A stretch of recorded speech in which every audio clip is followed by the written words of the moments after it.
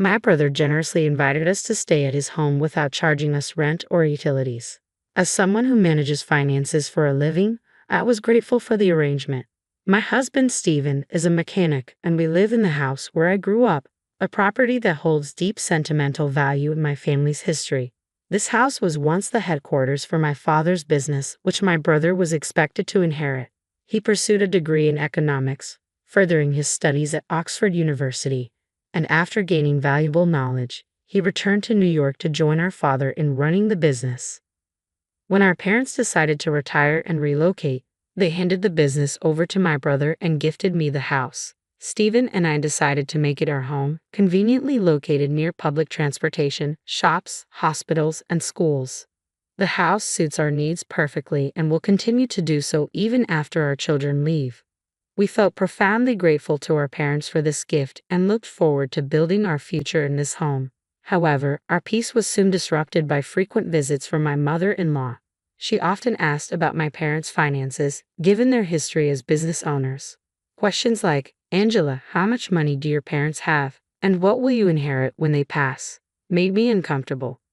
I attempted to deflect her curiosity by saying I hadn't given it much thought and that the house might be the extent of any inheritance. Yet she persisted, insinuating that my parents must have discussed their financial plans with me. Her interest seemed rooted in the expectation of gaining something from their wealth, even though I had been clear about what I would inherit. This situation created unexpected tension and made me uneasy about her motives. I chose not to share my concerns with Stephen, who was particularly close to his mother, hoping to avoid further complications. Then, an utterly unexpected event unfolded that took me by surprise. It was a holiday morning, around 7:00 a.m., when the doorbell rang unexpectedly. Upon opening the door, I was greeted by a mover, leaving me both shocked and confused. Before I could gather my thoughts, my mother-in-law, along with my brother-in-law's family, arrived announcing that they were moving in. The smirks on their faces sent a chill through me. My husband, awakening to the commotion, seemed unfazed by the situation. When I confronted him about the situation, he simply asked, "What's the problem?" He pointed out that our house had plenty of space for everyone, as if it were perfectly normal for them to just move in. The surprises kept coming when my sister-in-law cheerfully declared that they had been invited by my brother. She explained that they wouldn't need to pay rent or utilities and were looking forward to our hospitality. Meanwhile, my brother-in-law began intrusively inspecting the rooms, deciding aloud which he preferred based on the sunlight and instructing Stephen to clear out our belongings. As this surreal scenario unfolded, I felt a sense of vertigo from the shock. This was our home, yet they were behaving as if they owned the place, opening doors and claiming rooms. My mother-in-law and sister-in-law had already been quite overbearing, with my sister-in-law rummaging through my bag without permission on previous occasions. Their audacious behavior continued to encroach on my personal space, and my patience was wearing thin. This was the last straw. Frustrated and determined, I finally stood my ground. "This is my house," I declared. "Why are you acting like you own it? I've had enough. I want everyone to leave." The time had come to reclaim my space and restore peace to our home. Typically, I am composed and not one to raise my voice, but watching them take over the house my parents had entrusted to me pushed me to my limits. That's why I lost my temper and shouted at all three of them.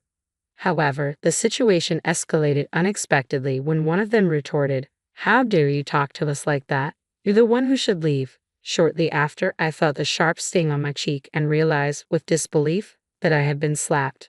The pain throbbed painfully, and in that instant, something inside me broke. Living with people capable of such disrespect was unthinkable. But this house was mine, and I wouldn't allow them to treat it like a free hostel. So, I made the difficult decision to leave, if only temporarily. I quickly packed some essentials and found a monthly rental apartment to stay in for the time being. This meant I would have to commute to work, but it felt like the only viable option at that moment. Once settled, I called my parents to explain their ordeal. Even through the phone, I could sense their outrage. My father, who has always balanced his roles as a strict CEO and a loving father brilliantly, was particularly upset. I hated bringing them into this mess, especially as they were finally enjoying their retirement, but I had no choice.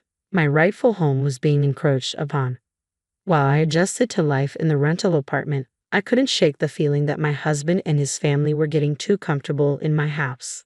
Motivated by suggestions from my brother and father, I decided it was time to take further action. A few days later, during a break at work, I checked my phone and saw dozens of missed calls and messages from my husband. I knew exactly why he was trying to reach me. It was time to address the situation head-on.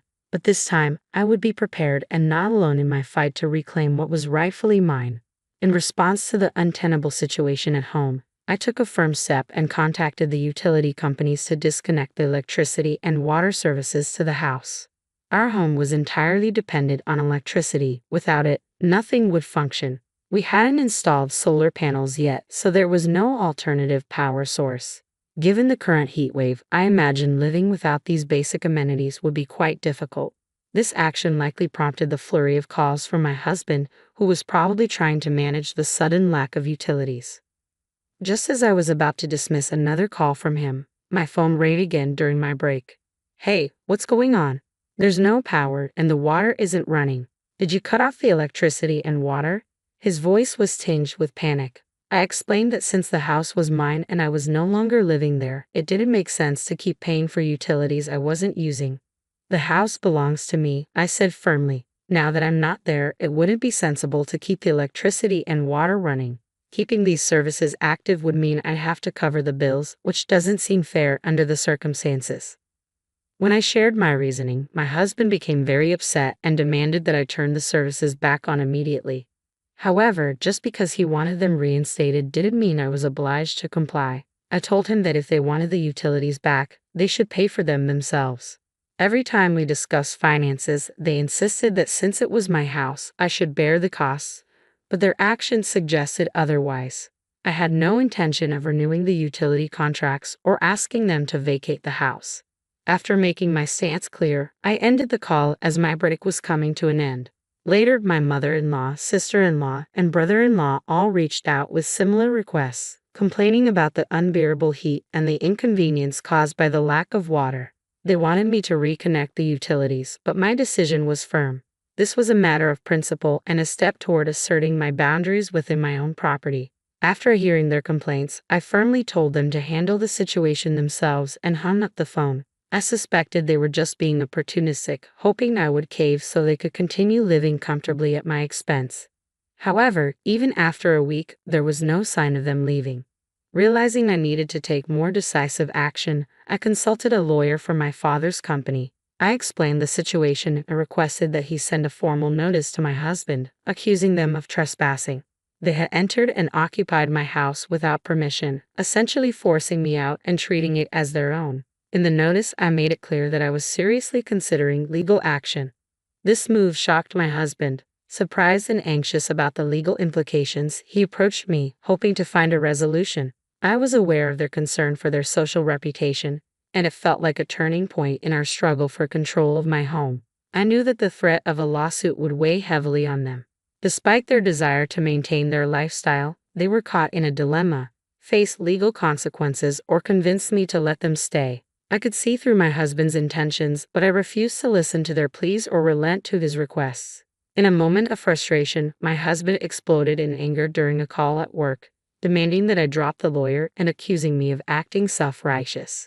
Despite his loud outbursts, I remained calm and unfazed, merely annoyed by his audacity to claim rights over my property. No matter how much he protested, my stance was firm. If they continued to squat in my house, legal action was inevitable. I ended the call, feeling that further engagement would be pointless. I had already discussed potential divorce proceedings with my lawyer. Later, when I returned home, I found missed calls from my mother-in-law and sister-in-law. Choosing not to engage any further, I blocked their numbers to avoid more disruptions. The looming threat of legal action proved too much for my husband's prideful family. Realizing their position was indefensible, they packed their bags and left the house. With the assistance of my lawyer, the divorce negotiations proceeded smoothly. I arranged for a professional cleaning service to refresh the home, and after living separately in a monthly rental, nothing compared to the comfort of returning to my own now sparkling clean space. The peace and autonomy I felt were truly liberating. I felt a sense of triumph, reaffirming that my decision to stand up for my rights and reclaim my space was worth it. After moving back into my house, I recognized that it needed some updates and repairs. I discussed this with my father, who connected me with a reliable contractor, and we began planning the renovations. It was an exciting project that marked a fresh start in my comfortably solitary life. Living alone brought a sense of freedom that was both exhilarating and soothing. I could relax on my sofa without judgment, eat whatever I fancied without comments, and simply enjoy the peace. However, this tranquility was disrupted 5 months into my newfound solitude when I started receiving calls from an unknown number. Initially, I assumed it was the contractor and ignored the calls, but they kept coming. Eventually, I answered, only to find it was my ex-husband, the very person I had recently divorced under strict legal agreements that prohibited us from contacting each other. Confused and irritated by his breach of our agreement, especially since he had changed his number to call me, I demanded to know why he was reaching out. Ignoring my questions, he pleaded with me to listen. Despite my reluctance, he explained his situation. His company was facing a severe financial crisis, resulting in a significant salary cut. Additionally, his mother's health was deteriorating, preventing her from working, and his sister-in-law and her husband were also in financial trouble due to unstable employment, with most of her earnings going toward her husband's debts. As a result, my ex-husband and his family were struggling to make ends meet. Hearing this did little to stir my empathy. The memories of how they had forcibly barged into my home, assumed control without my permission, and even tried to push me out were still fresh. Their previous disregard and disrespect made it difficult for me to feel anything but disbelief at their current plight. I told him that his difficulties were his to manage and reminded him of our legal agreement to cease contact. As I ended the call, I couldn't shake the incredulity that people who had treated me so poorly expected sympathy or help from me now. I listened, devoid of compassion, as my ex-husband described their dire circumstances. We're in serious trouble. We might not be able to pay our rent or even buy food tomorrow. We used to be a family, right? Please help us, he pleaded, his voice breaking with emotion. Yet his words did nothing to sway my resolve. I vividly recalled my struggles and how, when I needed support, my ex-husband did nothing to help. He, along with my mother-in-law, had always looked down on me. My sister-in-law and brother-in-law joined in as well, mocking my appearance and traditional views without a shred of concern for my feelings. My mother-in-law not only escalated situations but relentlessly pressured me to have a child, pushing herbal concoctions on me, booking unnecessary medical appointments, and even spreading damaging rumors among our neighbors about my ability to conceive. Reflecting on these memories, it became clear that there wasn't a single redeeming moment in my marriage. The man who had once been kind and supportive transformed into a mere puppet under his mother's influence after we wed. I remembered a particularly vivid incident when, after returning from an appointment, I learned that my mother-in-law had visited our home, crying to my husband about wanting to befriend me while simultaneously slandering me at every opportunity, both privately and publicly. My sister-in-law and brother-in-law would ridicule me, laughing cruelly at my expense. With such a history, how could I even entertain the idea of helping them now? No matter what you say, my feelings remain unchanged. I cannot help you, I asserted firmly, resolute not to allow their current plight to drag me back into a cycle of manipulation and disrespect. I'm going to hang up now, and please never contact me again. With that, I ended the call and immediately blocked the new number. Knowing my ex-husband's persistence, he might try to change his number and reach out again. But I was determined to maintain my boundaries against any further attempts from him or his family to draw me back into their troubles. Over the weekend, I planned to change my phone number at the store to avoid any further harassment. But before I could do so, my ex-husband and his family broke the agreement established through our lawyers. Unexpectedly, they showed up at my house around 10 p.m., banging on the door and yelling for me to open up and help them. We're family. You should help us.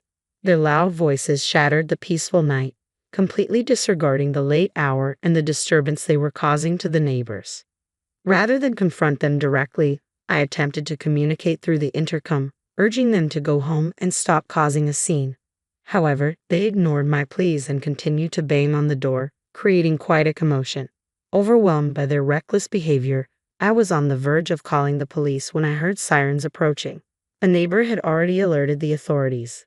Seeing the police, my ex-husband and his companions panicked, mistakenly thinking I had called them. They tried to flee, but with a crowd of onlookers gathering, escape was not an option. The police swiftly intervened, escorting them to the station.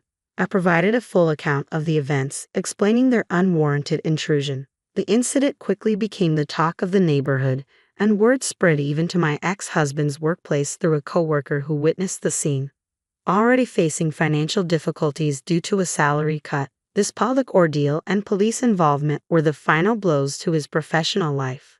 His employer decided to let him go, with no job and unable to afford his apartment rent. Tensions escalated within his family, leading to the collapse of their shared living arrangement.